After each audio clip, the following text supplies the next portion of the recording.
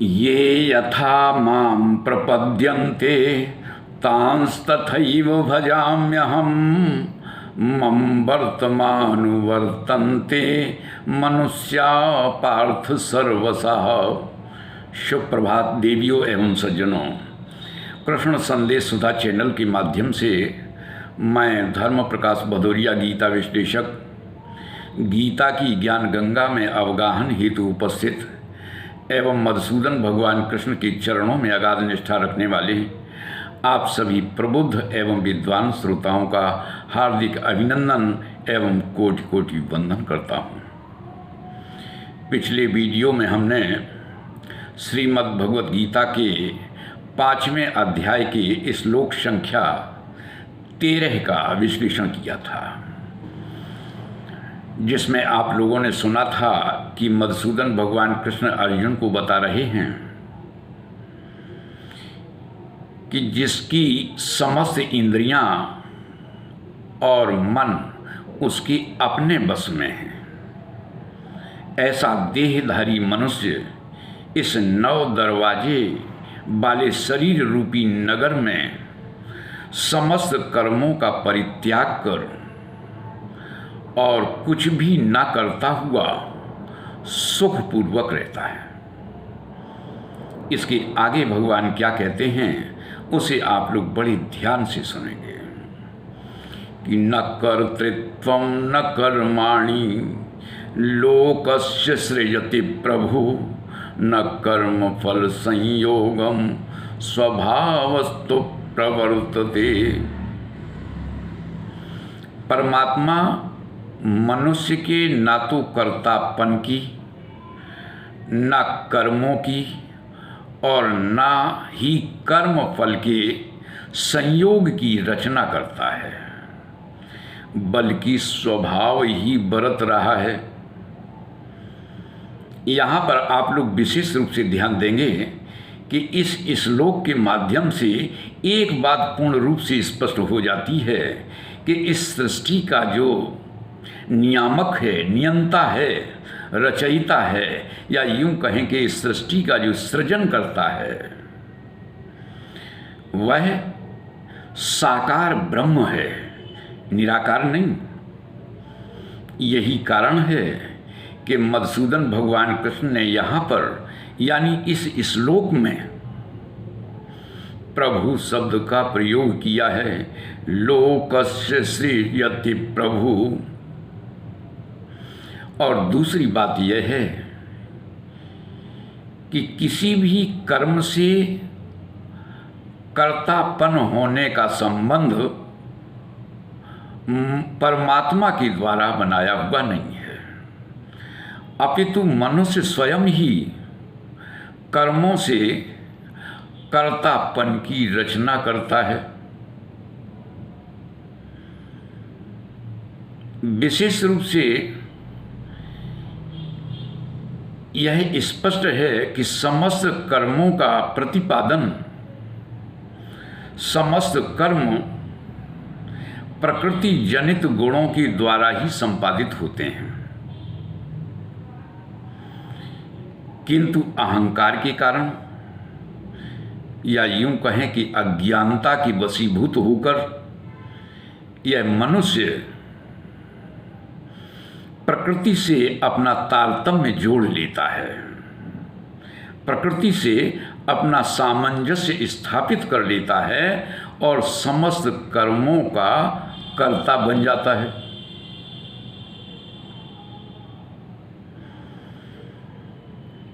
लेकिन ध्यान देने वाली बात यह है कि परमात्मा ने मनुष्य को कर्ता होने का अधिकार कब दिया? भगवान ने मनुष्य को कर्ता कब बनाया? यानी कब उन्होंने ये अधिकार पत्र दिया है कि आज से कर्तृत्व का अधिकार तुम्हारा है?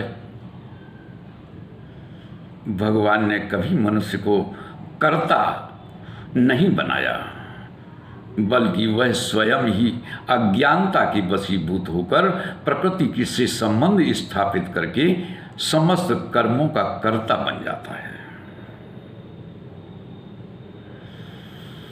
तो यहाँ पर विशेष रूप से ध्यान देने वाली बात यह है कि परमात्मा ने मनुष्य को कर्ता नहीं बनाया है, इसीलिए भगवान कहते हैं न कर्तृत्वम। परमात्मा मनुष्य को कभी कर्ता नहीं बनाता। तो यहाँ पर लोग तर्क देने लगते हैं कि महाराज ये बात ठीक है, चलो इस बात को मान लेते हैं कि परमात्मा मनुष्य को कर्ता नहीं बनाता, लेकिन बंधन में तो डालता है। तो इसके उत्तर के रूप में भी समझ लें कि परमात्मा मनुष्य को कर्म बंधन में भी नहीं डालता है। मनुष्य जब स्वयं कहता है कि हे ईश्वर, हे परमात्मन, यह मेरा कर्म है, ये हमने कर्म किया है और इसके प्रतिफल के रूप में हमें यह फल प्राप्त होना चाहिए, यानी वो स्वयं कहने लगता है। लेकिन वास्तविकता तो यह है कि मनुष्य अच्छे कर्मों का फल तो स्वयं पाना चाहता है, लेकिन बुरे कर्मों का फल परमात्मा को सौंपना चाहता है। निष्कर्ष की बात तो यह है कि जब हम ईश्वर से कर्म फल की मांग करते हैं, कर्म फल को प्राप्त करने की अपेक्षा रखते हैं, परमात्मा हमें कर्म फल तभी प्रदान करता है। और जब व्यक्ति अपने को कर्ता कहने लगता है कि ये हमने कर्म किया है, तो उसके कर्तापन को तभी भगवान स्वीकार करते हैं। हम अपने कर्मों का जो भोग है स्वयं मांग कर भोगते हैं। यह विषय समझना इतना आसान है, इसे समझने में किसी को किसी भी तरह की कठिनाई नहीं होनी चाहिए। अपितु जो अज्ञानी पुरुष हैं, जो विषयासक्त हैं, जो संसारी हैं, उन्हें समझने में निश्चित रूप से कठिनाई होती है। कहने का अभिप्राय यह है कि यह जो हमारे जीवन में घटित होता है वह स्वभाव प्रवृत्त है। इसे समझने के लिए हम आप लोगों के समक्ष अपने जीवन का एक संस्मरण सुनाना चाहते हैं, जिससे इस प्रसंग की पुष्टि भी होगी और आपको अच्छा भी लगेगा। बात थोड़ी पुरानी है। ये संस्मरण 1981 का है, जब साधना का प्रारंभिक समय था। उस समय हम ऋषिकेश में रहा करते थे। ऋषिकेश में एक 84 कुटिया के नाम से विश्वविख्यात महर्षि महेश योगी जी का एक भव्य आश्रम था। तो वहाँ से होकर के लोग नीलकंठ महादेव के दर्शन करने के लिए जाया करते थे। वह रास्ता आश्रम के किनारे से होकर ही गुजरता था। एक बार की बात है कि हम भी अपने साथियों के साथ भगवान नीलकंठ महादेव के दर्शन करने की अभिलाषा से गए, यात्रा की। यात्रा के दौरान हमारे एक साथी की घड़ी कहीं खो गई या किसी ने उठा ली। जब उन्हें ज्ञात हुआ कि मेरे हाथ में घड़ी नहीं है, हमारी कलाई बिना घड़ी के है, लगता है कहीं गिर गई, उन्हें बेहद दुख की अनुभूति हुई। उन्हें इस बात का बेहद दुख हुआ। तो उस घड़ी की खोज करने के लिए वे रास्ते से वापस 1-2 किलोमीटर नीचे की ओर आए। क्योंकि हम लोग आगे की ओर बढ़ते गए तो 1-1.5 किलोमीटर नीचे आने के बाद फिर ऊपर आए।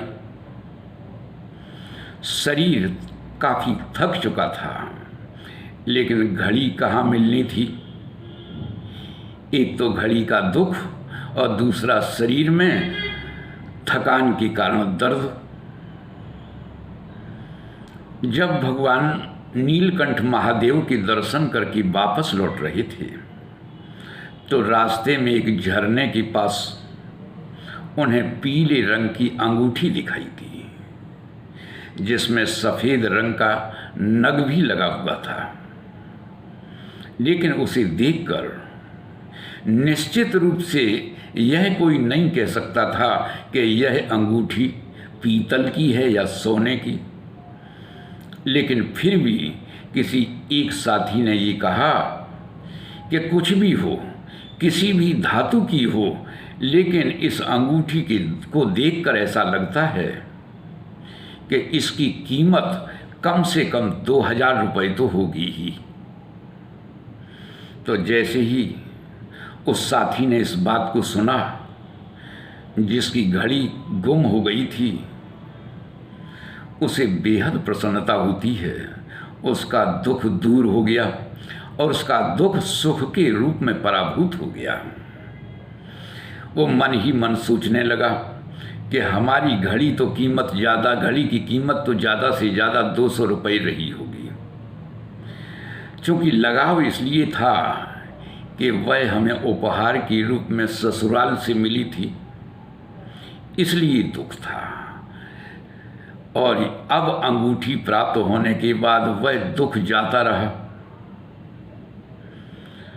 जब लौटकर अपने आश्रम में आए तो वे किसी जौहरी के पास में या ज्वेलर के पास में उस अंगूठी को दिखाने के लिए पहुंचे। तो उसने अंगूठी को देखकर कहा कि इस अंगूठी की कीमत 5 रुपये से ज़्यादा नहीं होगी, क्योंकि यह अंगूठी बिल्कुल पीतल की है। तो उनका सुख फिर दुख में बदल गया। तो यह संस्मरण सुनाने का हमारा जो मतलब था, हमारा जो उद्देश्य था, वह था कि जीवन में सुख दुख की जो भूमिका है वह मनः कल्पित है। वैसे इसका कोई जीवन में अस्तित्व होता नहीं है, ना ही सुख है ना ही दुख है, ये सब मनः कल्पित होता है। तो आज की वीडियो में बस इतना ही। आज की ज्ञान चर्चा में यदि सचमुच आप लोगों को आनंद का अनुभव हुआ हो तो हम आप सभी से अपेक्षा रखते हैं कि वीडियो को ज़्यादा से ज़्यादा लाइक करें, शेयर करें, अपनी आख्या दें और यदि आप नए हैं तो चैनल को सब्सक्राइब अवश्य कर दें, ताकि भविष्य में जो भी वीडियोस हमारे माध्यम से बनाए जाएं वे सभी समय पर स्वाभाविक रूप से आपको उपलब्ध होते रहें। जय श्री कृष्ण।